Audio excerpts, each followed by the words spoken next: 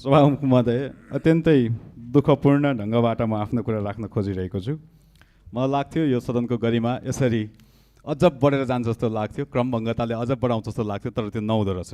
सम्माननीय सभामुख महोदय, हाम्रो पार्टीको संसद गीता स्याङ्देनलाई फोटो खिचेको न्युमा मर्यादा पालकज्यूहरूले यस अघिको बैठकबाट बाहिर निकालेका छन्। सभामुखले संसदलाई पहिलो सचेत गराउने हो। हाम्रो नियमावलीको नियम 30 ले त्यही भन्छ सभामुख महोदय, यदि सचेत गराउँदा नियम नमानेमा नियम 31 अनुसार आदेश गर्ने हो। तर सभामुखको आदेश बेगर नै हाम्रो पार्टीको संसदलाई 3 जना मर्यादा पालकले घेरेर बाहिर निकालेको छ। नियमावलीमा फोटो खिच्न र भिडियो खिच्न पाइँदैन भन्ने व्यवस्थाबारे जानकारी छ, तर सभामुखको आदेश बेगर गरिएको गतिविधि यो सदनमा सह्य हुँदैन सभामुख महोदय। सभामुखले त्यस्तो आदेश काने खुसी गरेर दिने होइन सभामुख महोदय। संसदमा सबैलाई जानकारी गराएर दिनुपर्छ। काने खुसीबाट सदन अगाडि बढ्न सक्दैन सभामुख महोदय।